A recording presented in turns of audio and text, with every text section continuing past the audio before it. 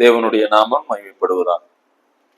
இந்த நாளிலே சகோதர கிறிஸ்தவ சபை மவுண்ட் சியோன் உங்களோடு கூட இணைந்து ஆண்டவரை ஆராதிப்பதிலே நான் மிகுந்த மகிழ்ச்சி அடைகின்றேன். ஆண்டவர் கொடுத்த வாய்ப்பிற்காக நான் அவருக்கு நன்றி செலுத்துகிறேன். அது மட்டுமல்ல, நான் இங்கு வந்து உங்களோடு கூட தேவ வார்த்தையை பகிர்ந்து கொள்வதற்கு இந்த சபையாரும் எனக்கு உறுதுணையாக இருக்கிறீர்கள். எனவே சபையினுடைய மூப்பர்கள், உதவிக்காரர்கள், விசுவாசிகள் யாவருக்கும் என் அன்பான நன்றிகளையும் வாழ்த்துக்களையும் நான் தெரிவிக்கிறேன். எப்போதும் போல இந்த நோட்ஸ் உங்களுடைய கரங்களில் கிடைப்பதற்கு உதவி செய்த அங்கிள் ஞானபால் அவர்களுக்கும் குடும்பத்தாருக்கும் என் அன்பான நன்றிகளை நான் தெரிவிக்கிறேன். சரி, இந்த வாரத்தில் சான்டிபிகேஷன், பரிசுத்தமாகுதல் என்ற தலைப்பின் கீழ் நாம் சிந்திக்க இருக்கிறோம்.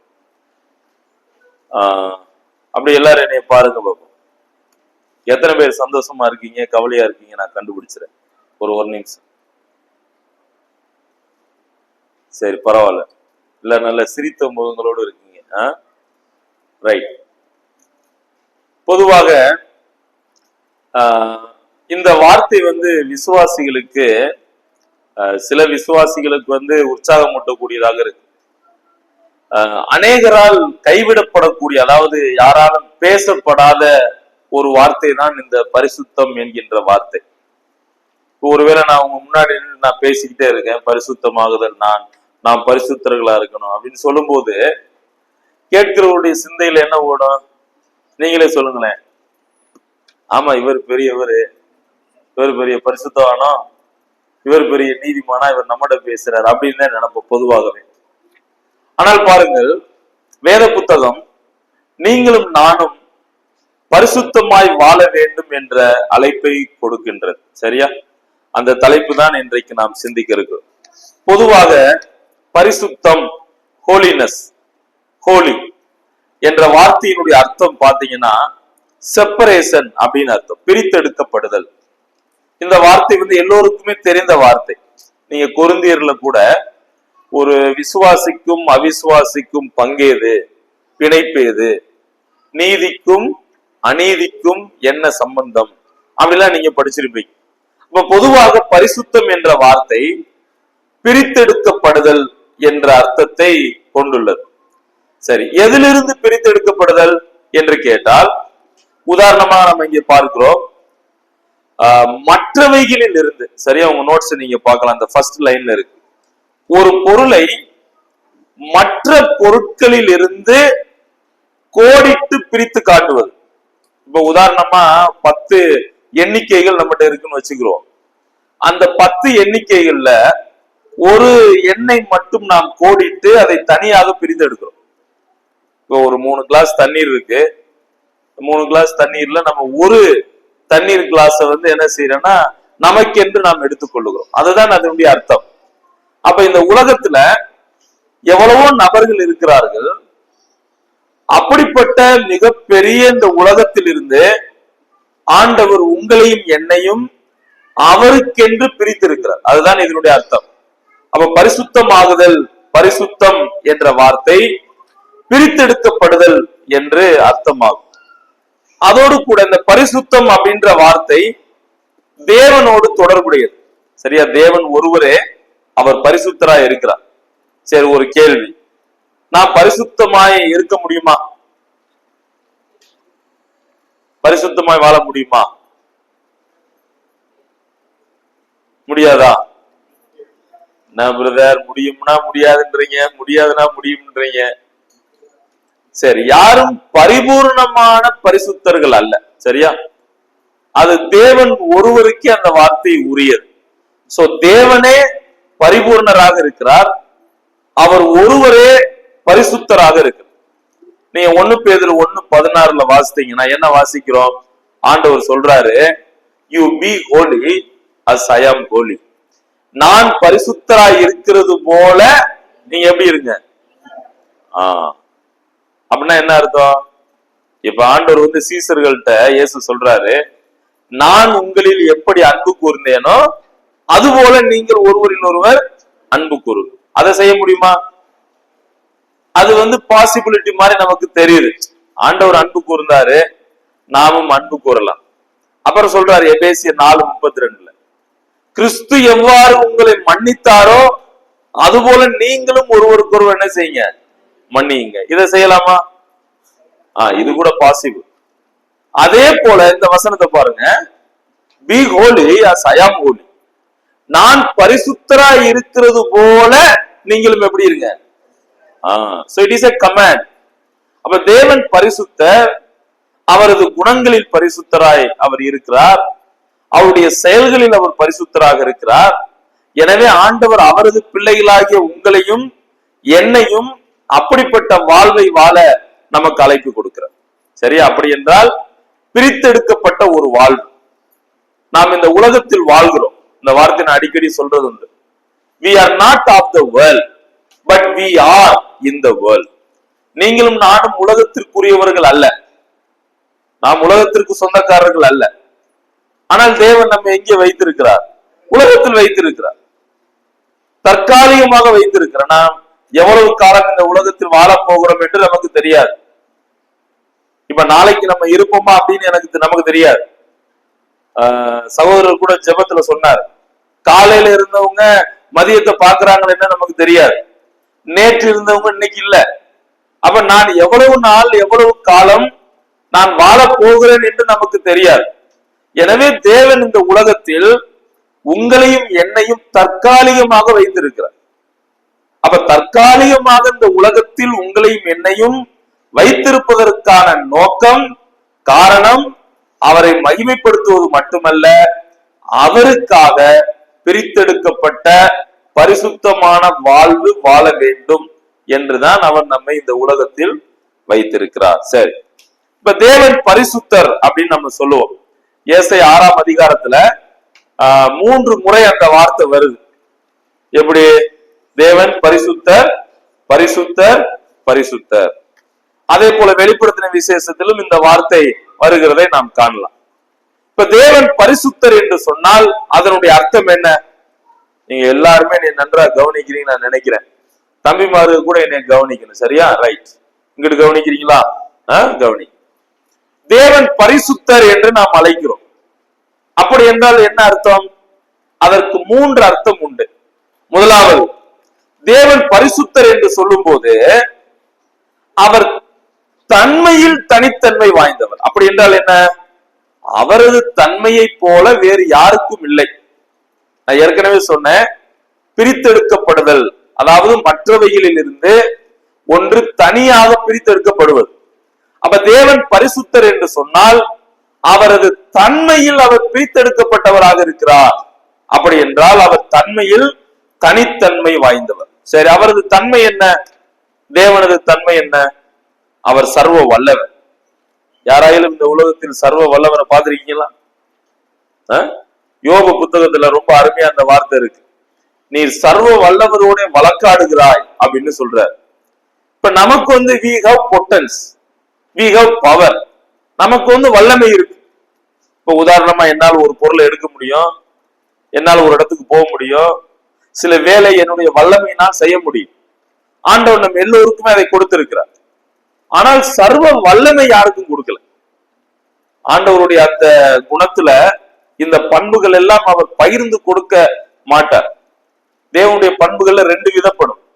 ஒண்ணு பகிர்ந்து கொள்ளக்கூடிய பண்பு, பகிர்ந்து கொடுக்கும் பண்பு. இன்னொன்னு பகிர முடியா பண்பு. என்ன பகிர முடியாதது? அவர் சர்வ வல்லமை உள்ள பண்பு. அதை யாருக்கும் அவர் கொடுப்பதில்லை. ஆனால் நமக்கு வல்லமையை கொடுத்திருக்கிறார். நாம் சர்வ வல்லமை உள்ளவர்கள் அல்ல. அப்ப தேவன் தன்மையில் தனித்தன்மை வாய்ந்தவர். அப்படி என்றால் அவர் சர்வ வல்லவர், அவர் சர்வ வியாபி. அப்படின்னா என்ன அர்த்தம்? அவர் எங்கும் இருப்பவர், அவர் எல்லா இடங்களிலும் இருப்பவர். நீங்க தவறாக புரிந்து கொள்ளக்கூடாது. இதை மற்றவர்கள் அவர் தூணிலும் இருப்பார், துரும்பிலும் இருப்பார் கடவுள். அப்படி அல்ல. அவருடைய பிரசன்னம் தமது பிள்ளைகளுக்கு எப்போது தேவையோ, எங்கே தேவையோ அங்கே அவர் இருப்பார். மத்தேயுவில் வாசிக்கிறோம் அல்லவா? என்ன வாசிக்கிறோம்? என் நாமத்தினாலே எங்கே 2-3 பேர் கூடியிருக்கிறார்களோ அவர்கள் நடுவே நான் வாசமாயிருக்கிறேன். தேவன் இங்கே இருக்கிறாரா? தேவன் இங்கே வாசமாயிருக்கிறாரா? நிச்சயமாக இருக்கிறார். அவருடைய பிள்ளைகள் எங்கே கூடுகிறார்களோ அங்கே அவருடைய பிரசன்னத்தை அவர் காண்பிப்பார். சோ அவர் சர்வ வியாபி, அவர் எங்கும் இருக்கக்கூடியவர். சங்கீதம் 139 சங்கீதம் மிகச்சிறந்த உதாரணம். அங்க சொல்றாரு, ஆண்டவரே நான் எங்கே இருந்தாலும் நீர் அங்கே இருக்கிறேன், என் நாவில் சொல் பிரவாதற்கு முன்னே எனக்கு இன்னது தேவை என்பதை நீர் அறிந்திருக்கிறேன். So he is everywhere. He is omnipresence. அவர் எங்கும் இருக்கக்கூடியவர். அடுத்து பாருங்க, அவர் சர்வ ஞானி. தேவனுக்கு தெரியாத காரியம் ஏதாவது இருக்கா? இருக்கா? அவருக்கு எல்லாமே தெரியும். அப்ப நமது வாழ்வில் என்னெல்லாம் நடக்கும், நம்ம என்ன பிரச்சனைகள்லாம் சந்திக்க போறோம், அதுல இருந்து எவ்வாறு நாம் விடுதலையை பெற போகிறோம், இதெல்லாம் ஆண்டவர் தெரியுமா தெரியாதா? எல்லாவற்றையும் அவர் அறிந்திருக்கு. ஆனா நாம் எல்லாத்தையும் அறிய முடியாது. இப்ப மிஞ்சி மிஞ்சி போன நான் செய்தி கொடுக்கும் போது நீங்க என்னை கவனிக்கிறீங்களா கவனிக்கலையா அப்படின்றத பார்க்க முடியும். அதுவும் உள்ளான இருதயத்தை என்னால பார்க்க முடியாது. பட் வெளிப்புற உங்க முக தோற்றத்தை வச்சு என்னால ஓரளவு கணிக்க முடியும். ஆனா அந்த செவத்துக்கு அப்புறம் என்ன நடக்குதுன்னு என்னால என்ன செய்ய முடியாது, தெரியாது. இல்ல எல்லா இடங்கள்ல என்னென்ன நடக்குது அப்படின்னு நமக்கு தெரியாது. ஆனால் தேவன் சர்வ ஞானி. அந்தரங்கமான காரியம் ஒன்றும் இல்லை, எல்லாம் அவருக்கு வெளியரங்கமாக இருக்கிறது. அவருக்கு தெரியாத விஷயம் ஒன்றும் இல்லை. ஆக இப்படி போன்றதான தன்மை எந்த ஒரு நபருக்கும் இல்லை. எனவேதான் அவர் பரிசுத்தர். ஏனென்றால் அவர் தன்மையில் தனித்தன்மை வாய்ந்தவர். அவர் சர்வ வியாபி, அவர் சர்வ வல்லமை உள்ளவர், சர்வ ஞானி. அப்புறம் பாருங்க, இஸ் அன்சேஞ்சிங் காட்.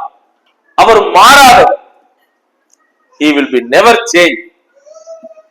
பைபிள்ல எங்கேயாவது ஆண்டவர் சொன்ன வார்த்தைய காப்பாத்தாம இருந்திருக்கிறாரா? இல்ல நான் தெரியாம சொல்லிட்டேன், அதை இப்படி மாத்தி எழுதுங்க அப்படி எங்கேயாவது இருக்கா? அவர் என்ன சொன்னாரோ அதன்படியே இருக்கிறவர். எபிரேயர்ல ரொம்ப அருமையா வாசிக்கிறோம். Jesus Christ is the same yesterday, today and forever. இயேசு கிறிஸ்து நேற்றும் இன்றும் என்றும் அவர் மாறாதவராக இருக்கிறார். அப்புறம் பாருங்க, இஸ் அன்லிமிட்டட், எல்லையற்றவர். அவர் இங்கேயும் இருப்பார், அவர் எல்லா இடங்களிலும் இருப்பார். அவரை நாம் நேரத்திற்கும் காலத்திற்கும் உட்படுத்த முடியாது. நமது சிந்தனைகளுக்கும் அப்பாற்பட்டவர், அவர் எல்லையற்றவர். சரி, இப்படிப்பட்ட பண்புகள் யாருக்கு இருக்கு? தேவன் ஒருவருக்கே இருக்கு. அதனாலதான் தேவன் பரிசுத்தர் என்று சொல்லுகிறோம். ஏனென்றால் அவர் தன்மையை போல வேறு யாருக்கும் இல்லை. எனவே அவர் தன்மையில் தனித்தன்மை வாய்ந்தவர். இரண்டாவது பாருங்க, உங்க நோட்ஸ்ல இருக்கு பாருங்க, அவர் குணாதிசயத்தில் தனித்தன்மை வாய்ந்தவர். எனவே தேவன் பரிசுத்தர் என்று அழைக்கப்படுகிறார். அவருடைய குணாதிசயம் என்ன? எப்போதும் அன்பு கூறக்கூடியவர். நம்ம காலில் கூட சிந்தித்தோம், மனிதன் தேவனை நினைத்தாலும் நினைக்காவிட்டாலும் மறக்காவிட்டாலும் மறந்தாலும் தேவன் ஒரு நாளும் தாம் நம்மீது வைத்திருக்கிற அன்பை அவர் குறைந்து போகாதவர். அதைத்தான் நீங்க நான் பார்க்கிறோம். முழுமையாகவும் நிபந்தனை இன்றியும் எல்லா நேரங்களிலும் ஒருபோதும் குறைந்து போகாமல் அன்பு கூறக்கூடியவர். இதுதான் அவரது குணம். இப்படி யாராயிலும் இந்த உலகத்தில் உண்டா? இல்ல. இப்ப ஒருவேளை நீங்க என்னை அன்பு கூறுறீங்க, நான் உங்களை அன்பு கூறுறேன். சில நேரங்கள் அந்த அன்பு மாறி போயிடும், என்னுடைய குணம் மாற்றப்படும். சூழ்நிலைகளுக்கு தகுந்தாற் போல என்னுடைய குணம் மாறிக்கொள்ளும். ஆனால் தேவன் அப்படி அல்ல. அவர் முழுமையாக ஒரே சுபாவத்தோடு அந்த அன்பை நம் மீது காண்பிக்கிறார். இரண்டாவது பாருங்கள், அவருடைய குணம் என்ன அப்படின்னா, ஒரு செயலுக்கு தகுந்த வெகுமதி மற்றும் தண்டனை கொடுப்பவர். ஏனென்றால் இஸ் ரைச்சஸ் காட். தேவன் நீதி உள்ளவர். அப்ப நீதியுள்ள தேவன் என்ன செய்கிறார்? நமக்கான வெகுமதியை தருகிறார். இந்த ஒரு சம்பவம் நீங்க பைபிள்ல பார்த்திருப்பீங்க. ஒரு சாதாரண ஊழியக்காரர், அவர் கொடுத்த அந்த வேலையில் அவர் உண்மையோடு இருக்கிறார். உடனே அந்த மாஸ்டர் சொல்றார், எஜமான், கமான், வெல் டன், நீ குட் சர்வன்ட், நல்ல ஊழியக்காரன், நீ உண்மையுள்ளவரா இருந்திருக்கிற. அதனால ஆண்டவர் என்ன செய்யறார்? அவரை பெரிய அதிகாரியா வைக்கிறார். அவர் அப்ரிசியேட் பண்றார். ஆண்டவர் சொல்றார், அவருடைய வருகையில நீங்களும் நானும் என்ன செய்தோமோ அதற்கான கிரியைகள், அதனுடைய பலன் அவரோட கூட என்ன செய்து வருது. அப்ப நாம் அவருக்காக நாம் நன்மையான காரியங்கள் செய்யும் போது அவர் வெகுமதிகளை தரப்போகிறார். அந்த வெகுமதி என்ன? நமக்கான கிரீடம். ஆண்டவரே சொல்றார், பவுல் சொல்றார், நீங்களும் நானும் கிறிஸ்துவின் நியாயாசனத்திற்கு முன்பாக நிற்க போகிறோம். எதுக்கு? நாம் தண்டனை பெற்றுக் கொள்வதற்கு அல்ல. நாம் என்ன செய்தோமோ இந்த உலகத்தில் அதற்கான பிரதிபலன்களை பெற்றுக் கொள்ள போகிறோம். அழிவில்லாத கிரீடத்தை பெற போகிறோம், வாடாத கிரீடத்தை பெற போகிறோம், மகிழ்ச்சியின் கிரீடத்தை நாம் பெற போகிறோம். சரியா? நீதியின் கிரீடத்தை நாம் பெற போகிறோம். பவுல் அதைத்தான் சொல்லுகிறார். நல்ல போராட்டத்தை நான் என்ன செய்தேன்? போராடினேன், என் விசுவாசத்தை காத்துக் கொண்டேன், என் ஓட்டத்தை முடித்தேன், நிறைவேற்றினேன். நீதியின் கிரீடம் எனக்காக என்ன செய்யப்பட்டிருக்கிறது? வைக்கப்பட்டிருக்கு. அப்ப நீங்களும் நானும் என்ன செய்தோமோ அதற்கான பிரதிபலனை ஆண்டவர் கொடுக்க போகிறார். அதை நாம் மனதில் வைத்துக் கொள்ள வேண்டும். அது மட்டுமல்ல, தண்டனையையும் மனிதர்கள் பெறுவார்கள். சரியா? தேவனுக்கு எதிராக செயல்படுபவர்கள், இயேசு கிறிஸ்துவை ஏற்றுக்கொள்ளாதவர்கள், அவர்கள் தண்டனைகளை பெற்றுக் கொள்வார்கள். மூன்றாவது பாருங்கள், அவருடைய குணம் என்ன அப்படின்னா, நீடிய காலம் பொறுமையோடு இருப்பவர். பொறுமையோடு இருப்பவர். தெசலோனிக்கேயர் கொலோசியர்ல படிக்கிற என்ன வாசிக்கிறோம்? எல்லா மனிதர்களும் மனம் திரும்ப வேண்டும் என்று தேவன் விருப்பம் உள்ளவராக இருக்கிறார். அதை தீமோத்தேயுவிலும் படிக்கிறோம். 1 தீமோத்தேயு 2ஆம் அதிகாரம். எல்லோரும் மனம் திரும்ப வேண்டும் என்று அவர் விரும்புகிறார். அவர் நீடிய பொறுமையா இருக்கிறார். அடுத்து பாருங்க, 4வது, தாம் பாதுகாப்பவர்களை சேதமின்றியும் அவர்களுக்கு அநீதி செய்யாமலும் காப்பவர். இப்ப இந்த குணத்தை நீங்க ஒப்பிட்டு பாருங்க. இந்த உலகத்துல வேறு யாராயிலும் இப்படிப்பட்ட குணங்கள் உள்ளவர்களா அப்படின்னா இல்லை. அப்ப தேவன் பரிசுத்தர். எவ்வாறு? அவருடைய தன்மையில் அவர் தனித்தன்மை வாய்ந்தவர். அவரை போல வேறு யாரும் இல்லை. எனவே அவர் பரிசுத்தர். இரண்டாவது, அவர் குணாதிசயத்தில் தனித்தன்மை வாய்ந்தவர். அதாவது மற்றவர்களை விட தனித்தன்மை வாய்ந்தவர். எனவே அவர் பரிசுத்தர். மூன்றாவது, தேவன் பரிசுத்தர் என்று சொல்லும் போது செயல்பாடுகளில் தனித்தன்மை வாய்ந்தவர். செயல்பாடுகள். இப்ப ஆண்டவருடைய செயல்பாடுகளை கவனிங்க. செயல்பாடு அப்படின்னு சொன்னா முதல் செயல்பாடு என்ன? படைப்பு, கிரியேஷன். சரி, இந்த உலகத்துல தேவன் மட்டும் படைச்சாரா இல்ல வேறு யாராவது இந்த உலகத்தை படைச்சிருக்கிறாங்களா? இல்ல. அப்ப தேவன் மட்டுமே படைக்க முடியும். சரியா? சகலவற்றையும் அவர் ஒருவரால் மட்டுமே சிருஷ்டிக்க முடியும். அவர் ஒருவரே சிருஷ்டித்தார். அடுத்து பாருங்க, அவர் யாரையெல்லாம் படைத்தாரோ சிருஷ்டித்தாரோ அவர்களை எல்லாம் விடுவிக்க வல்லவராக இருக்கிறார். அவர் விடுவிக்க கூடியவர். அது அவரது இரண்டாவது செயல்பாடு. மூன்றாவது செயல்பாடு பாருங்க, அடுத்த பேப்பர்ல. மூன்றாவது செயல்பாடு, தேவன் ஒருவர் மாத்திரமே எல்லா குணாதிசயங்களையும் ஒரே நேரத்தில் அவைகளின் முழுமையான அளவோடும் அவர்களுக்கிடையே சிறிதளவேனும் முரண்பாடு இல்லாத வகையில் ஒன்றோடொன்று முழுமையாக பொருந்திய வகையிலும் கொண்டிருப்பவர். அப்ப 2 செயல்பாடு உதாரணம் போதுமானது. ஒன்னு படைப்பின் செயல்பாடு, இன்னொன்று அதை காக்கும் செயல்பாடு. இப்ப யோசிங்க, நான் ஏற்கனவே சொன்ன பரிசுத்தம் என்று சொன்னால் பிரித்தெடுக்கப்படுதல் என்ற அர்த்தம். அதாவது பல பொருட்கள் உண்டு அல்லது பல காரியங்கள் உண்டு, அதில் ஒன்றை மட்டும் கோடிட்டு பிரிப்பது, அந்த பயன்பாட்டிற்கென்று பிரிப்பது. அப்ப தேவன் பரிசுத்தர் என்று சொன்னால் அவர் எல்லாரை விட ஒரு பிரித்தெடுக்கப்பட்டவராக அல்லது தனித்தன்மை வாய்ந்தவராக இருக்கிறார். எதில் தனித்தன்மை வாய்ந்தவர்? அவரது தன்மையில் தனித்தன்மை வாய்ந்தவர்.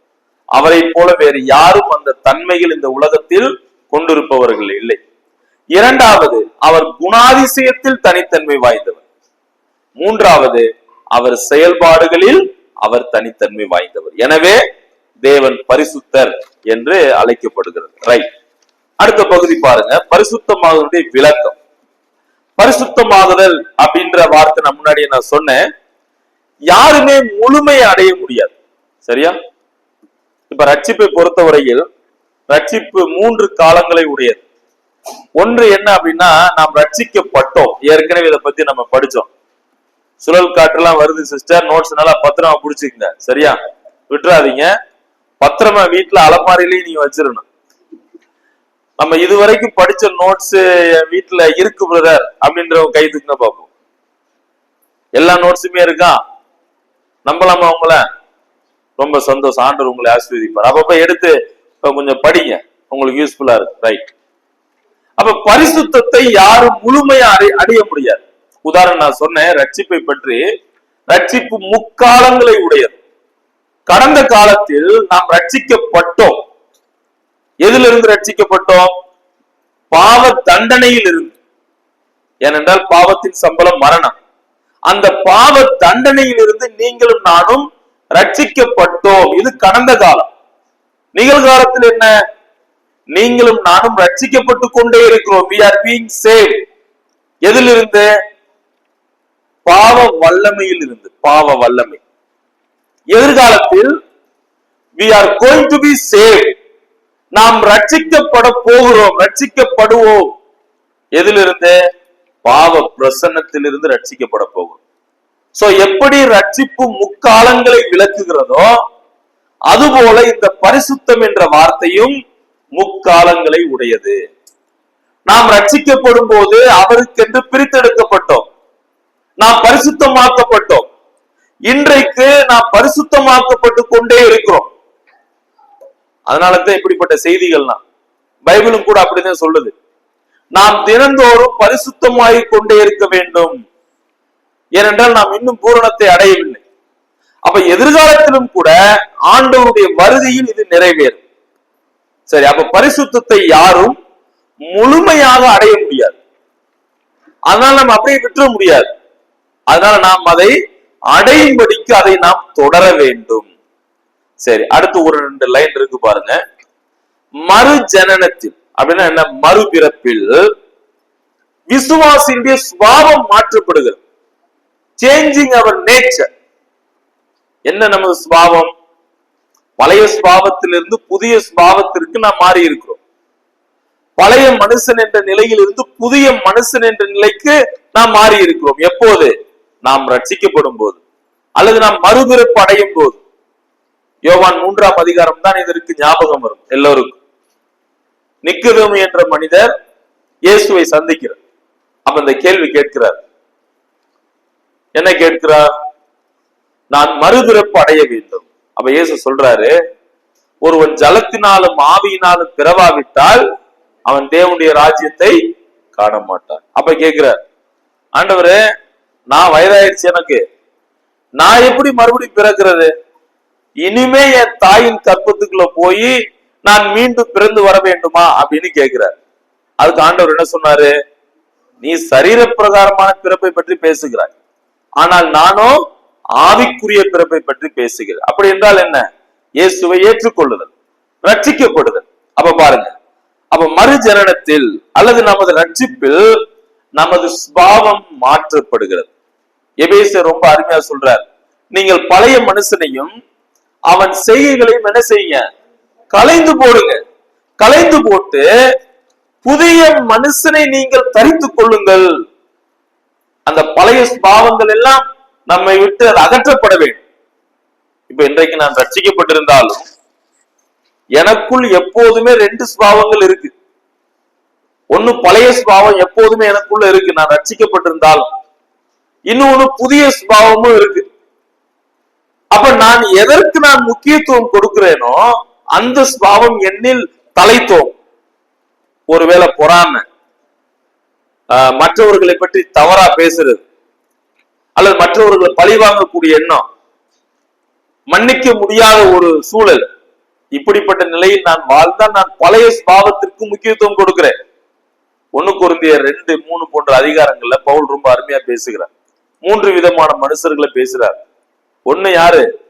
ஜென்ம சுபாவமான மனுஷர். அப்படின்னா யாரு? அவர் ரட்சிக்கப்படாதவர்.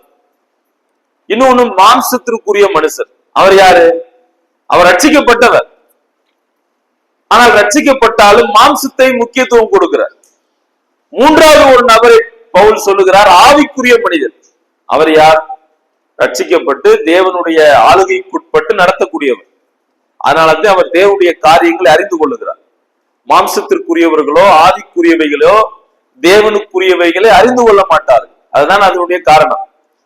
அப்ப ஜென்ம சுபாவமான மனுஷன், மாம்சத்திற்குரிய மனுஷன், ஆவிக்குரிய மனுஷன்.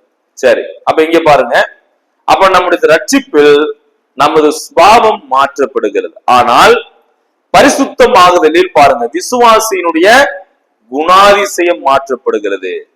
கேரக்டர். அப்ப இதுல இருந்து பேசிக்கா நாம் கற்றுக்கொள்ளக்கூடிய விஷயம் என்ன? நமது குணங்கள் மாற்றப்பட வேண்டும்.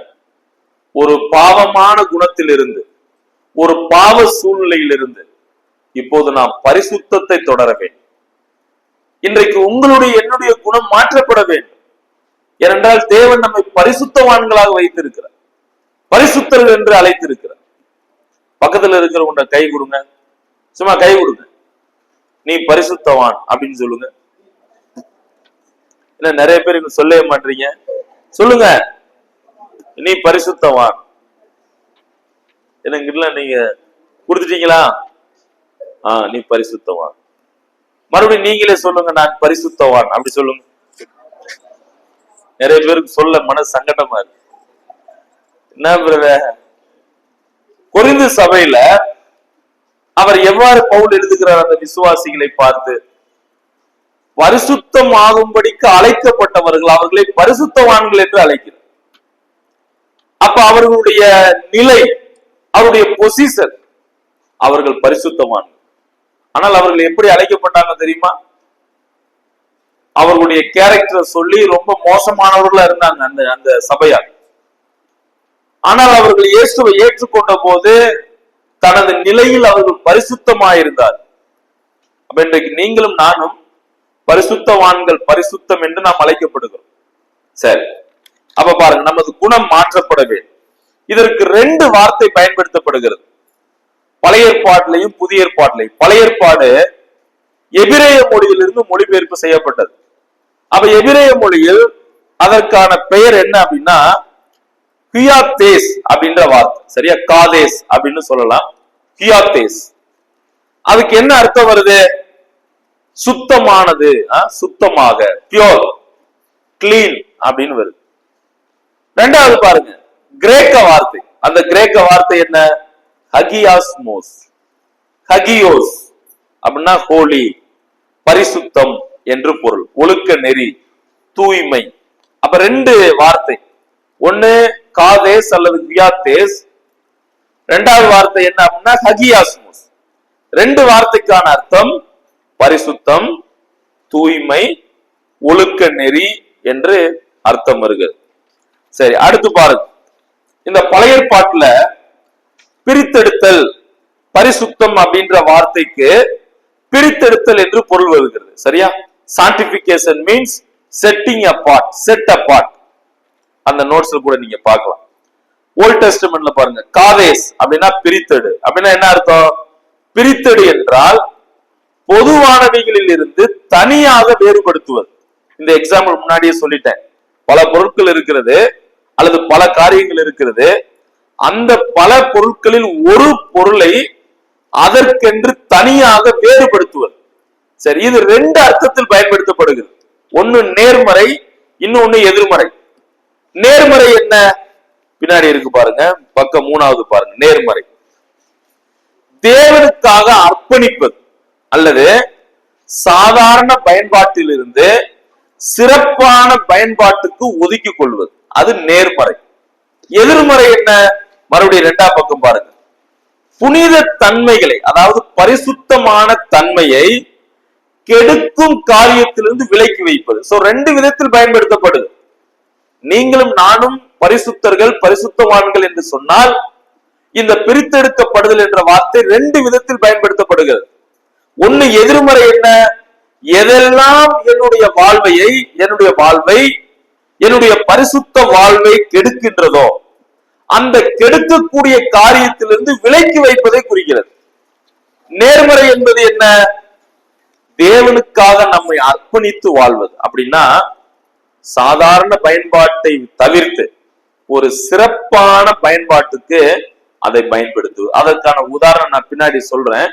எதெல்லாம் சிறப்பான பயன்பாட்டிற்கு ஒதுக்கப்பட்டது, எதெல்லாம் பரிசுத்தம் என்று அழைக்கப்பட்டது என்பதை நாம் அடுத்த பக்கத்தில் நம்ம பார்க்கலாம். சரி, இன்னும் சில விஷயங்கள் புதிய ஏற்பாட்டுல பாருங்க. அந்த ஹகியாசோ அப்படின்ற வார்த்தை ரோமர் 6:19 இருக்கு, 1 தெசலோனிக்கர் 4:7 இருக்கு. அந்த வசனத்தை மட்டும் வாசிப்போம்.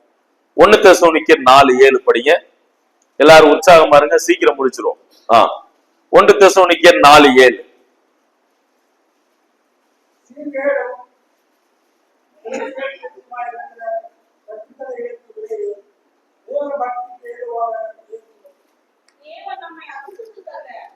எஸ், தேவன் நம்மை அசுத்தத்திற்கு அல்ல பரிசுத்தத்திற்கே அழைத்திருக்கிறார். அப்ப தேவனுடைய அழைப்பு நாம் பரிசுத்தமாய் ஜீவிக்க வேண்டும் என்பதற்கான அழைப்பு. வேதத்தில் அநேக அழைப்பை நாம் பார்க்கிறோம். ரட்சிக்கப்படும்படியான அழைப்பை தேவன் தருகிறார். நாம் ஒவ்வொருவரும் மனம் திரும்ப வேண்டும் என்ற அழைப்பை அவர் தருகிறார். அந்த விதத்தில் நீங்களும் நானும் பரிசுத்தமாகும்படியான, பரிசுத்தமாய் ஜீவிப்பதற்கான ஒரு அழைப்பை இங்கே தேவன் கொடுக்கிறார். ரைட். லூயிஸ் பிரே அப்படின்னு சொல்லக்கூடியவர் இந்த வார்த்தைக்கு சில விளக்கத்தை கொடுத்திருக்கிறார். என்ன விளக்கத்தை சொல்றாரு பாருங்க. சான்டிஃபை அப்படின்ற வார்த்தை, நீங்க ஆங்கில பைபிள் இருந்துச்சுன்னா அந்த வார்த்தையை நீங்க பார்க்கலாம். சான்டிஃபை, தூய்மை அப்படின்ற வார்த்தை பழைய ஏற்பாடுல 106 முறை பயன்படுத்தப்படுகிறது. 106 முறை. புதிய ஏற்பாடுல பாத்தீங்கன்னா 31 முறை பயன்படுத்தப்படுகிறது. அப்ப மொத்தம் பாத்தீங்க அப்படின்னா கிட்டத்தட்ட 137 முறை தூய்மை என்ற வார்த்தை பயன்படுத்தப்படுகிறது. அதுக்கு என்ன அர்த்தம்? வேறுபடுத்து என்ற அர்த்தம். இரண்டாவது வார்த்தை பாருங்க, பரிசுத்தம், ஹோலி. இந்த வார்த்தை பழைய ஏற்பாட்டுல 400 இடங்கள்ல பயன்படுத்தப்படுது. நீங்க பழைய ஏற்பாட்டுல பாத்தீங்கன்னா நிறைய இடங்கள்ல இந்த வார்த்தையை நீங்க பார்க்கலாம். பரிசுத்தம் அப்படின்ற வார்த்தை 400 இடம். அடுத்து புதிய ஏற்பாட்டுல 12 முறை இந்த வார்த்தை வருகிறது. சரியா? இதற்கு என்ன அர்த்தம் பாருங்க. அசுத்த காரியங்களில் இருந்து வேறுபடுத்து. தூய்மை என்ற வார்த்தை பைபிள்ல பயன்படுத்தும் போது வேறுபடுத்து அப்படின்னு பொருள். இரண்டாவது, பரிசுத்தம் என்ற வார்த்தை பயன்படுத்தும் போது அசுத்தத்திலிருந்து, அசுத்த காரியத்திலிருந்து வேறு பிரி அப்படின்னு அர்த்தம் வருது. மூணாவது, பரிசுத்தவான், செயின்ட். இப்ப நம்மளே சொன்னோம் பக்கத்தில் உள்ளவங்களை பார்த்து, நீ ஒரு பரிசுத்தவான், நான் ஒரு பரிசுத்தன் அப்படி சொன்ன இல்லையா? அந்த பரிசுத்தவான், பரிசுத்தர் அப்படின்ற வார்த்தை செயின்ட் கிட்டத்தட்ட 50 முறை இஸ்ரவேல் ஜனங்களுக்கும் 62 முறை விசுவாசிகளுக்கும் பயன்படுத்தப்படுகிறது. அதாவது உங்களுக்கு எனக்கும் பயன்படுத்தப்படுது. இப்ப உதாரணமா கொரிந்து சபையில அந்த விசுவாசிகள் பரிசுத்தவான்கள் அப்படின்னு அழைக்கப்படுகிறார்கள். அதே விதத்தில் நாமும் பரிசுத்தவான்கள் என்று அழைக்கப்படுகிறோம். அப்ப அந்த விதத்தில் பல இடங்களில் பயன்படுத்தப்படுகிறது. இதனுடைய அர்த்தம் என்ன பாருங்க. லாஸ்ட் லைன் பாருங்க. தேவனுடைய திட்டம் மற்றும் நோக்கத்திற்காக பிரித்தெடுக்கப்படுதல் அப்படின்னு அர்த்தம். சோ 3 அர்த்தம். தூய்மை என்று சொன்னால் மற்ற பொருளில் இருந்து வேறு பிரி. பரிசுத்தம் என்று சொன்னால் அசுத்த காரியங்களில் இருந்து வேறுபடுத்து. மூன்றாவது, பரிசுத்தவான் என்ற வார்த்தை அவருக்காக பிரித்தெடுக்கப்பட்டு அவருடைய நோக்கத்தை நிறைவேற்ற நாம் வேறு பிரிக்கப்பட்டவர்கள் என்று அர்த்தம் வருகிறது. சரி, அடுத்து இதன் அடிப்படையில சில உதாரணம் பார்ப்போம். எதெல்லாம் பரிசுத்தம் என்று அழைக்கப்பட்டது? எல்லாரும் கவனிக்கிறீங்களா? ரைட். எதெல்லாம் பரிசுத்தம் என்று அழைக்கப்பட்டது? யாத்ராகமம் 13:2. யாராவது வாசிங்க. 1-2 வசனங்களை வாசிப்போம். யாத்ராகமம்.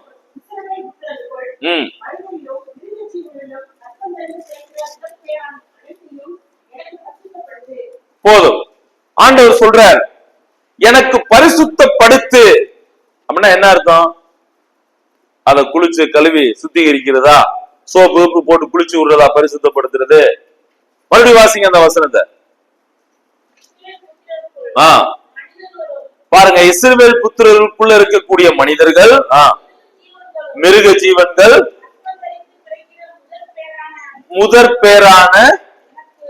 முதற் பேரானவைகளை எனக்கு என்ன செய்ய? அப்ப நான் இதுவரைக்கும் சொன்னதை நீங்க ஞாபகம் வச்சு பாருங்க. அப்ப பரிசுத்தப்படுத்துதல், பரிசுத்தம் என்று சொன்னால் என்ன அர்த்தம்?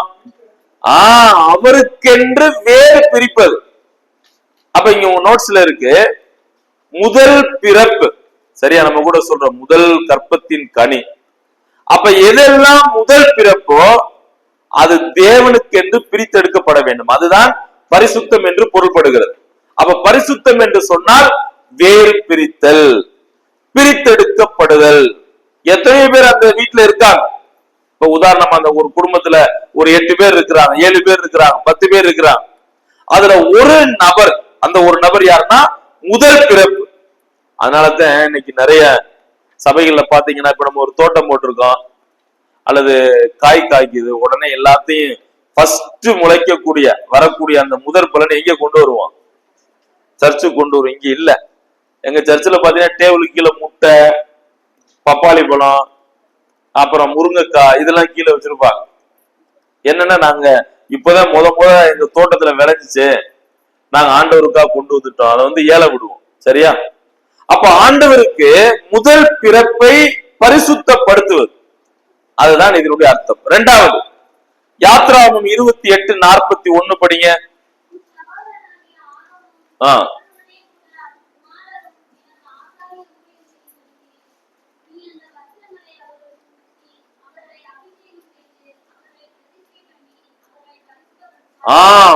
அவர்களை நீ பரிசுத்தப்படுத்துவாயாக. இங்கேயும் பாருங்க, அவங்க வந்து சுத்திகரிக்கணும், அவங்க குளிக்கணும் அப்படிலாம் கிடையாது. இங்கே பரிசுத்தம் என்பது என்ன? ஆசாரிய ஊழியம். அப்படின்னா தேவனுக்கென்று ஆசாரியர்கள் ஊழியம் செய்வதற்காக பிரித்தெடுக்கப்பட வேண்டும். இப்ப உங்களுக்கு ஓரளவு புரியுதுன்னு நினைக்கிறேன். அப்ப முதல் பிறப்பு ஆண்டவருக்காக பிரித்தெடுக்கப்பட வேண்டும், அது ஆண்டவருக்கு. இரண்டாவது பாருங்க, ஆசாரிய ஊழியம். அவர்கள் ஊழியத்திற்கென்று நியமிக்கப்பட்டவர்கள் ஆசாரியர்கள். லேவி கோத்திரத்தாரை தேவன் தெரிந்து கொள்ளுகிறார், அவர்கள் தேவனுக்கென்று ஊழியம் செய்தார்கள். அடுத்து பாருங்க, எசேக்கியேல் 37:28 படிங்க.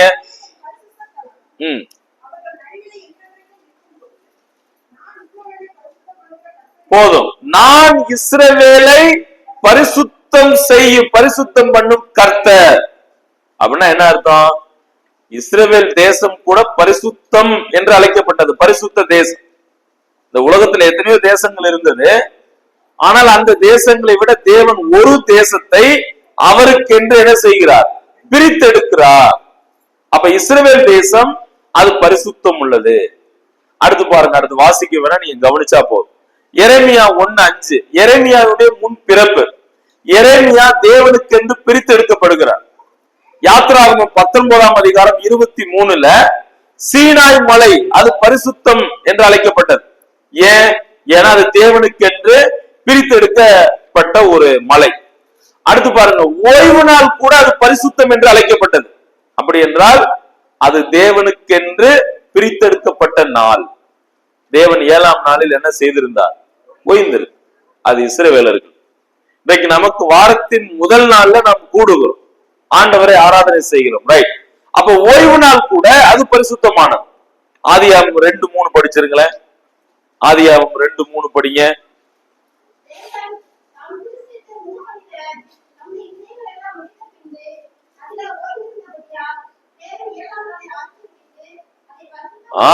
அதை பரிசுத்தப்படுத்தினார். அப்ப அது அவருக்கென்று பிரித்தெடுக்கப்பட்டது. சரிங்களா? அடுத்து பாருங்க, ஆசரிப்பு கூடாரமும் அதன் பனிமுட்டுகள். இப்ப ஆசரிப்பு கூடாரத்துல 2 பிரகாரங்கள் இருந்தது. ஒண்ணு என்ன? பரிசுத்த ஸ்தலம், அது பேரு. இன்னொன்னு மகா பரிசுத்த ஸ்தலம். இந்த திரையை பார்க்கும்போது எனக்கு அந்த ஞாபகம் தான் வருது. இந்த 2 பிரகாரத்துக்கு நடுவுல என்ன இருக்கு? திரை இருக்கு. இப்ப இயேசுவின் மரணத்துல திரைச்சீலை 2 என்ன செஞ்சிருச்சு? அப்படின்னா என்ன அர்த்தம்? இனிமே எந்த விதமான தடை இல்ல, யாருனாலும் உள்ள போயிடலாம் அப்படின்னு இருக்கு. அப்ப பாருங்க, இந்த பரிசுத்த ஸ்தலத்துல நிறைய பனிமுட்டுகள், அவங்க ஆண்டவருக்காக பலி செலுத்துறது. இப்ப உதாரணமா ஹோலி வெசல்ஸ் அப்படின்னு பேர், பரிசுத்த பாத்திரங்கள். என்னெல்லாம் ஆசரிப்பு கூடாரத்துல அந்த பாத்திரங்கள் இருந்ததோ அது அவங்க வீட்டிலையும் இருந்தது. அவங்க வீட்டிலையும் இந்த விதமான பாத்திரங்கள் இருந்தது. ஆனால் இந்த பாத்திரங்கள் அது தேவனுக்கு மட்டும் பயன்படுத்தப்பட்டது. அதனால அது பரிசுத்த பாத்திரங்கள் அழைக்கப்பட்டது. அடுத்து பாருங்க, தேவனுடைய ஆலயம் அது பரிசுத்தமானது. ஏனென்றால் அது அவர் வாசம் செய்யக்கூடிய இடம், அவருக்கென்று பிரித்தெடுக்கப்பட்டது. அடுத்து அடைக்கல பட்டணம், கர்த்தருக்கு பயப்படுதல், வேதாகமம். அப்ப இவைகள் எல்லாம் தேவனுக்கென்று பிரித்தெடுக்கப்பட்டதால் இவை பரிசுத்தம் என்று அழைக்கப்படுகிறது. ரைட். அடுத்து நாம் எவ்வாறு பரிசுத்தமாக்கப்படுகிறோம்? அடுத்த கேள்விக்கு போயிருவோம். பரிசுத்தமாவதனுடைய ஏதுக்கள். எவ்வாறு பரிசுத்தமாக்கப்படுகிறோம்? வாசிங்க, யோவான் 17:17 வாசிங்க.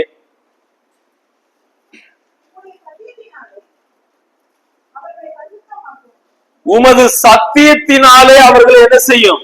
பரிசுத்தமாகும். இப்ப சிம்பிளா சொல்ல போனா வேத வசனத்தினால் நாம் பரிசுத்தமாக்கப்படுகிறோம். சரியா? வேத வசனம் நம்மோடு இடைப்படும் போது, பேசும்போது நமது சூழல்கள் நமக்கு விளக்கப்படுகின்றன. நாம் யார் என்பதை அறிந்து கொள்கிறோம். நான் என் வாழ்வை பிரித்தெடுத்து வாழ நான் முயற்சி செய்கிறேன். அப்ப வேத வசனத்தினால் நாம் பரிசுத்தமாகிறோம். இரண்டாவது பாருங்கள், ஜெபத்தினால் நாம் பரிசுத்தமாகிறோம். 1 தீமோத்தேயு 4:4-5 நாம் வாசிக்கிறோம். எஸ், சரி, போதுமானது. மூன்றாவது பாருங்க, உண்மையினால். அப்புறம் எபிரேயர் 13:12, 1 யோவான் 1:7 அவரது ரத்தத்தினால் நாம் பரிசுத்தமாக்கப்படுகிறோம். ரோமர் 6:19 தேவனுக்காக நம்மை ஒப்பு கொடுக்கும் போது நாம் பரிசுத்தமாக்கப்படுகிறோம். அடுத்து தேவன் சில வேளையில் நமக்கு சிக்ஷைகளை கொடுக்கிறார், சிக்ஷிக்கிறார். தேவன் யார் மீது அதிகமாய் அன்பு கூறுகிறாரோ அவர்கள் என்ன செய்கிறார்? சிக்ஷிக்கிறார். நம்ம ஒரு அறிவிப்புல கூட கேட்டோம், அவருக்கு பலவிதமான பிரச்சனைகள், பலவிதமான சூழலுக்குள்ளாக செல்லுகிறார். பாருங்க, நம்முடைய வாழ்க்கையில கூட பல நேரங்கள்ல பல பலவீனங்கள் வருது, பல பிரச்சனைகள் வருது. அதானே, நம்ம எதிர்பாராத காரியங்கள்லாம் நம்முடைய வாழ்க்கையில் நடக்கும். நம்ம இப்பெல்லாம் நடக்கக்கூடாதுன்னு நினைச்சிருப்போம், ஆனா அது என்ன செய்யும்? நடக்கும். தேவன் யாரை அன்பு கூறுகிறார்களோ அவர்களை அதிகமாக சிக்ஷிக்கிறார். இப்ப யோபு வாழ்வில் கூட நடந்தது இதுதான். அவர் உத்தமராக இருந்தார், சன்மார்க்கர் என்று அறியப்பட்டார், பொல்லாப்புக்கு விலகுகிறவர், தேவனுக்கு பயப்படுகிறார். அவருடைய வாழ்க்கையில கூட பாருங்க, சோதனை வந்தது, அவர் சிக்ஷிக்கப்படுகிறார், இருந்தாலும் வெற்றி பெற்றார். அப்ப தேவன் நம்மை சிக்ஷிப்பார், அதை நாம் சந்தோஷத்தோடு ஏற்றுக்கொள்ள வேண்டும். அப்ப சிக்ஷையின் மூலமாக கூட நம்மை நாமே நாம் பரிசுத்தமாக்கி கொள்ள அது உதவியாக இருக்கு. அடுத்து பாருங்க, 1 பேதுரு 1:2 ஆவியானவரால், இதை பற்றி நம்ம பின்னாடி நம்ம படிக்க போறோம். ஆவியானவரால், அப்புறம் கிறிஸ்துவின் சரீரத்தினால், அப்புறம் விசுவாசத்தினால் நாம் பரிசுத்தமாக்கப்படுகிறோம். இதுதான் பரிசுத்தமாக்கப்படுதலுடைய ஏதுக்கு. அடுத்து பாருங்க, பரிசுத்தமாக்கப்படுதலுடைய ஆதாரம். இதுல யாரு அப்படின்னா, திரித்துவத்தில் இருக்கக்கூடிய மூவருமே இந்த பரிசுத்தம் ஆகுதல்ல ஈடுபடுறாங்க.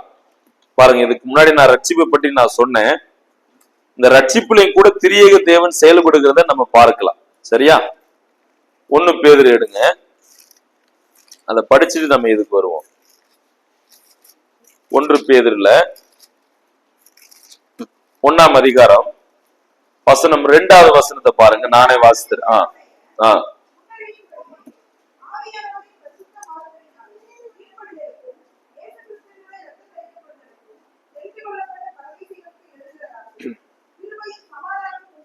போதும்.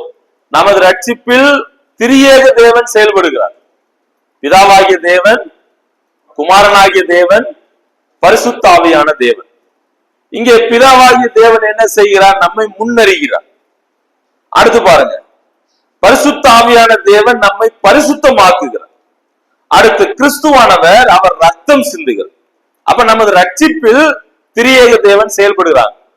எபேசியர் 1ஆம் அதிகாரத்துல கூட இருக்கு, நம்ம ரட்சிப்பில் திரியேக தேவன் செயல்படுகிறார்கள். எப்படி? பிதாவாகிய தேவன் நம்மை தெரிந்து கொண்டார், நம்மை அழைத்தார், நம்மை முன்குறித்திருக்கிறார். அடுத்து கிறிஸ்துவானவர் என்ன செய்கிறார்? நமக்கு மீட்பை கொண்டு வந்தார் சிலுவை மரணத்தினாலே. அப்புறம் அதே எபேசியர் 1:14 ஆவியானவரால் நாம் முத்திரை போடப்பட்டிருக்கிறோம். அப்ப திரித்துவத்தில் இருக்கக்கூடிய 3 நபர்களுமே ரட்சிப்பில் ஈடுபடுகிறது போல இந்த பரிசுத்தமாகுதலிலும் திரித்துவத்தில் இருக்கக்கூடிய 3 நபர்கள் ஈடுபடுகிறார்கள். முதலாவது பாருங்க, பிதா பரிசுத்தப்படுத்துகிறார். 1 தெசலோனிக்கேயர் 5:23 இருக்கு, அத வாசிங்க. சமாதானத்தின் தேவன் தாமே உங்களை முற்றிலும் பரிசுத்தப்படுத்துவாராக. போதுமானது. அப்ப பிதாவாகிய தேவன் நம்மை பரிசுத்தப்படுத்துகிறார். இரண்டாவது, குமாரன் கூட நம்மை பரிசுத்தப்படுத்துகிறார். எபேசியர் 5:26 படிங்க.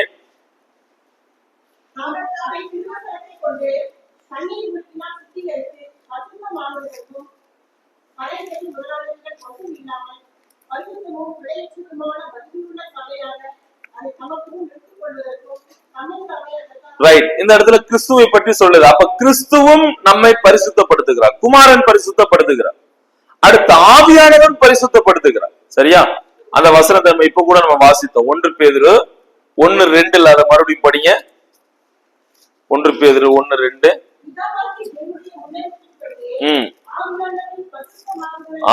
அப்ப பாருங்க, அப்ப பிதாவாகிய தேவன் நம்மை பரிசுத்தப்படுத்துகிறார், குமாரனாகிய தேவன் நம்மை பரிசுத்தப்படுத்துகிறார், பரிசுத்த ஆவியான தேவனும் கூட நம்மை அவர் பரிசுத்தமாக்குகிறதை நாம் பார்க்க முடியும். சரி, எப்போது நாம் பரிசுத்தமாக்கப்படுகிறோம், அதனுடைய நேரம் என்ன பாருங்க. இதை குறித்து 3 கொள்கைகள் உண்டு. ஒன்று, மனம் திரும்பும் போது நாம் பரிசுத்தமாக்கப்படுகிறோம். சரி, அதோட அது விடப்படுதா அப்படின்னா கிடையாது. அதன் பின்பு கூட பாருங்க, தொடர்ந்தேர்ச்சியான பரிசுத்தமாகுதல். சரி, 1 கொரிந்தியர் 6:11 படிங்க. 1 கொரிந்தியர் 6:11. அங்கே கொரிந்து சபைக்கு அவர் என்ன எழுதுறாரு பாருங்களேன். அவ்வளவுதானா? வாசிருங்க.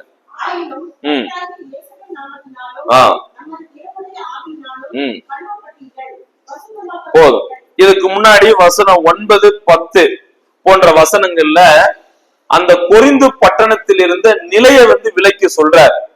அவர்கள் எவ்வளவு மோசமான ஒரு சூழல்ல வாழ்ந்தாங்க, அவங்களுடைய குணம் என்ன, அவங்க எவ்வளவு மோசமானவங்கன்னு சொல்றாரு. சொல்லிட்டு 11 சொல்றாரு, உங்களில் சிலர் இப்படிப்பட்டவர்களாய் இருந்தீர்கள், ஆயினும் இயேசு கிறிஸ்துவின் நாமத்தினாலே, கர்த்தரா இயேசுவின் நாமத்தினாலும் தேவனுடைய ஆவியினாலும் கழுவப்பட்டீர்கள், பரிசுத்தமாக்கப்பட்டீர்கள். அப்ப நாம் எப்போது பரிசுத்தமாக்கப்படுகிறோம்? நாம் மனம் திரும்பும் போது. நாம் எப்போது அவரை ஏற்றுக்கொள்கிறோமோ நாம் ரட்சிக்கப்படுவது மட்டுமல்ல, நாம் அப்போதே நாம் பரிசுத்தமாக்கப்படுகிறோம். சரி, அதோடு நின்று விடுகிறதா? இல்ல, அது தொடர்ச்சியாக அந்த பரிசுத்தமாகுதல் நடந்து கொண்டே இருக்கிறது. அதை நீங்க யாக்கோபு 1:22-25 பார்க்கலாம். அப்ப பாருங்க, நான் மனம் திரும்பும் போது பரிசுத்தமாக்கப்படுகிறேன், இன்றைக்கு நான் பரிசுத்தமாக்கப்பட்டு கொண்டே இருக்கிறேன். இதனுடைய நிறைவு எப்ப? 1 தெசலோனிக்கர் 5:23 படிச்சோம், அவரது வருகையில். மறுபடியும் அந்த வசனத்தை படிங்க. 1 தெசலோனிக்கர் 5:23.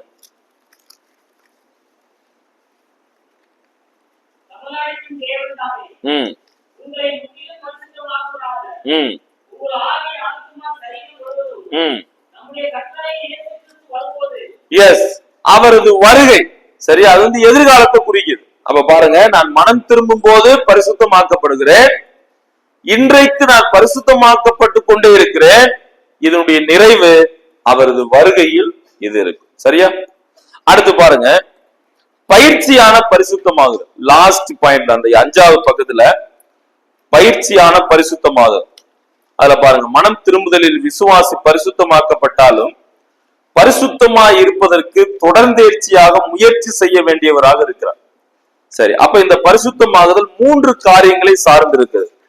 இதோட நம்ம நிறைவு செய்ய போறோம். சரியா? ரைட். நாம் எவ்வாறு தொடர்ச்சியான பரிசுத்தமான வாழ்வு வாழ்வது? Number 1, we have to surrender fully. முற்றிலும் நம்மை நாமே அவருக்கு என்ன செய்ய வேண்டும்? அர்ப்பணிக்க வேண்டும். சரியா? நாம் நம்மை அர்ப்பணித்து வாழும் போது நாம் தொடர்ந்து பரிசுத்தமாய் ஜீவிக்க முடியும். அதற்கு ஆதார வசனம் ரோமர் 12:1 வாசிங்க. யாராவது? இப்படி இருக்க சகோதரரே, நல்லா ஸ்லோவா படிங்க, எல்லாரும் கவனமா கேளுங்க. இப்படி இருக்க சகோதரரே, உங்கள் சரீரங்களை எப்படி கொடுக்கணுமா? பரிசுத்தமும் தேவனுக்கு பிரியமுமான ஜீவ பலியாக ஒப்பு கொடுக்க வேண்டும் என்று போதுமானது. So full surrender. அப்ப நீங்களும் நானும் இன்றைக்கும் தொடர்ந்து எவ்வாறு பரிசுத்தமாய் ஜீவிப்பது? ஒன்று, நமது வாழ்வை அவருக்கு அர்ப்பணிக்க வேண்டும். அதுதான் ரோமர் 12:1 சொல்றார். ரொம்ப அருமையா சொல்றார். இப்படி இருக்க சகோதரரே, உங்கள் சரீரங்களை எப்படி ஒப்பு கொடுக்கணுமா? பரிசுத்தமும் அவருக்கு பிரியவுமாக. சரி, அப்ப நமது வாழ்வு அவருக்கான வாழ்வு. நீங்களும் நானும் அவருக்காக வாழ்வதற்காக பிரித்தெடுக்கப்பட்டிருக்கிறோம். அப்ப நம்முடைய குணங்கள், நம்முடைய ஸ்பாவங்கள், நம்முடைய தன்மைகள் எல்லாம் மாற்றப்பட வேண்டும். அதைத்தான் தேவன் விரும்புகிறார். அப்ப தொடர்ந்தேர்ச்சியான பரிசுத்தமாகுதலில் நம்மை நாமே முழுமையாக அவருக்கு ஒப்பு கொடுக்கணும். பைபிள் எங்கேயுமே அறகுறையா சொல்லல. நீங்க மார்க் 10ஆம் அதிகாரம் என்று நினைக்கிறேன், தேவனை எவ்வாறு அன்பு கூற வேண்டும் அப்படின்னு கேட்கும் போது ஆண்டவர் என்ன பதில் சொல்றாரு? முழு இருதயத்தோடும், முழு ஆத்மாவோடும், முழு பலத்தோடும் நீ அன்பு கூறணும். அப்ப எங்கேயுமே அரைகுறை கிடையாது. சோ த ஹோல், முழுமை தேவை. உபாகமம் 6ஆம் அதிகாரம் 4-6 கூட என்ன சொல்றாரு? இஸ்ரவேலை கேள், நம்முடைய தேவனாகிய கர்த்தர் ஒருவரே, அவரை எவ்வாறு அன்பு கூற வேண்டும்? முழு இருதயத்தோடும், முழு ஆத்மாவோடும், முழு பலத்தோடும் அன்பு கூற வேண்டும். அப்ப அந்த முழுமையை தேவன் எதிர்பார்க்கு. அப்ப அறகுறையா நம்ம ஆண்டவர்கிட்ட கொஞ்சம், உலகத்துல கொஞ்சம் அப்படி இருக்கக்கூடாது. அப்ப நமது வாழ்வை முற்றிலுமாக அவருக்கு நாம் அர்ப்பணிக்கும் போது நாம் பரிசுத்தமாய் தொடர்ந்து ஜீவிக்கலாம். இரண்டாவது, பாவத்திலிருந்து விலகுதல், செப்பரேஷன் ஃப்ரம் சின். இந்த உலகம் கொஞ்சம் மோசமானது. இந்த உலகத்தில் நாம் வாழ்கிறோம். நாம் அநேகர் கல்லூரிகள்ல படிக்கிறோம், நிறைய இடங்கள்ல வேலைக்கு போறோம். சோ நாம் மற்றவர்களோடு வாழும்போது, பேசும்போது, பழகும் போது நமக்கு சோதனைகள் நம்மை நோக்கி வருது. ஆனா பாருங்க, பைபிள் சொல்லுது நான் பாவத்திலிருந்து விலகி வாழ வேண்டும். சரியா? அப்படி நாம் விலகி வாழும் போது நாம் இன்றைக்கும் பரிசுத்தத்தோடு நாம் வாழ முடியும். வாசிப்போம். சங்கீதம் 119ஆம் சங்கீதம் 11வது வசனம் படிங்க. போதும். அப்ப நான் பாவத்திலிருந்து விலகி வாழ என்ன செய்ய? தேவ வசனத்தை நம்ம இருதயத்தில் என்ன செய்யணும்? வைத்து வைக்க. தேவ வசனமே நம்மை பாதுகாக்கும். சரி, அடுத்து நீங்க பாத்தீங்கன்னா 1 யோவான் 1:7 என்ன படிக்கிறோம்? சரி, 9வது வசனம், நம்முடைய பாவங்களை நாம் அறிக்கையிட்டால் பாவங்களை நமக்கு மன்னித்து எல்லா அநியாயத்தையும் நீக்கி நம்மை சுத்திகரிப்பதற்கு அவர் உண்மையும் நீதியுமாயிருக்கு. அப்ப தேவ வார்த்தை நமக்கு இருக்கு. தேவ வார்த்தை இருதயத்தில் வைத்து வைக்க வேண்டும். தேவனுடைய பாவ மன்னிப்பு நமக்கு அவசியம். அது மட்டுமல்ல, தேவன் இயேசு கிறிஸ்து இன்றைக்கும் அவர் நமக்காக பரிந்து பேசுகிறார். ஏனென்றால் பரிந்து பேசுவதால் நம்மை மன்னிக்கிறார். மூன்றாவது, கிறிஸ்துவில் வளருதல், growing in Christ. எவ்வாறு தொடர்ந்து நான் பரிசுத்தமாய் ஜீவிப்பது? நான் அவருக்குள் வளரும் போது. வாசிப்போம். 2 பேதுரு 3:18 வாசி. 2 பேதுரு 3:18. நம்முடைய கர்த்தரும் எங்க இருந்து வாசிக்கிறீங்க? உங்க ஆலய காணாம இருக்கீங்களா? பின்னாடி இருக்கீங்க, சவுத்துக்கு பின்னாடி. நம்முடைய கர்த்தரும் இரட்சகருமாகிய இயேசு கிறிஸ்துவின் கிருபையிலும், எஸ், அவரை அறிகிற அறிவிலும் என்ன செய்யணும்? அப்ப இன்றைக்கு நீங்களும் நானும் பரிசுத்தமாய் ஜீவிக்க முடியுமா? தொடர்ச்சியாக நாம் பரிசுத்தமாய் ஜீவிக்க முடியுமா என்று கேட்டால் நிச்சயமாக முடியும். எவ்வாறு? நம்முடைய வாழ்வை அவருக்கு நாம் ஒப்பு கொடுத்து வாழும் போது, நமது சரீரத்தை அவருக்கென்று ஒப்பு கொடுத்து வாழும் போது நாம் பரிசுத்தமாய் ஜீவிக்கலாம். இரண்டாவது, நான் பாவத்தில் விலகி வாழ்வதன் மூலம். அதற்கு என்ன தேவை? தேவ வசனம் தேவை. அவர் கொடுக்கக்கூடிய பாவ மன்னிப்பு எனக்கு தேவை. எனவே நான் பாவத்திலிருந்து விலகி வாழும்போது பரிசுத்தமாக வாழலாம். மூன்றாவது, நான் கிறிஸ்துவில் வளர வளர நான் நிச்சயமாக பரிசுத்த தன்மையை நான் அடைய முடியும். அப்ப நீங்களும் நானும் நம்முடைய வாழ்வை அவருக்கு அர்ப்பணித்து வாழ்வோம். நாம் பாவத்திலிருந்து விலகி வாழ்வோம். கடைசியாக நாம் அவருக்குள் வளருவோம். அவரை அறியக்கூடிய அறிவில் நாம் வளருவோம். அப்படி நாம் வளரும் போது நிச்சயமாக நாம் இன்றைக்கு பரிசுத்தமாக நாம் ஜீவிக்கலாம். ஆண்டவர் நமக்கு உதவி செய்யட்டும். நீங்களும் நானும் பரிசுத்தத்தை தொடர்ந்து செல்ல, பரிசுத்தத்தை அடைய ஆண்டவர் நம்ம ஒவ்வொருவருக்கும் உதவி செய்யட்டும். நாம் வாழக்கூடிய இந்த வாழ்வு அது பிரயோஜனம் உள்ளதாக இருக்கட்டும். ஆண்டவருக்காக பிரித்தெடுக்கப்பட்ட வாழ்வாக இருக்கட்டும். ஆண்டவர் உங்களுடைய வாழ்வுல அநேக திட்டங்களை வைத்திருக்கிறார், அநேக நோக்கங்களை வைத்திருக்கிறார்.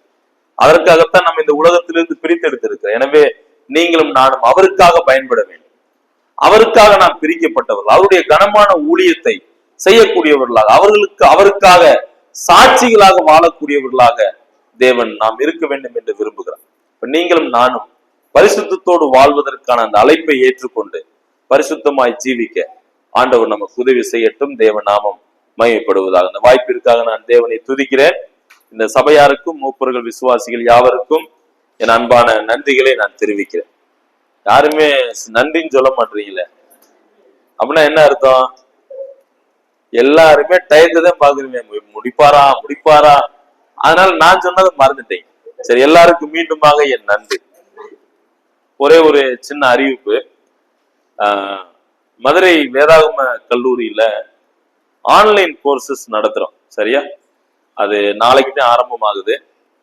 ஒருவேளை காலையில 10:30 முதல் 12 மணி வரை வீட்டுல இருக்கிறவங்க, வயதானவங்க, அதுக்கு வயது வரம்பு இல்லை, யாருனாலும் நீங்க படிக்கலாம்.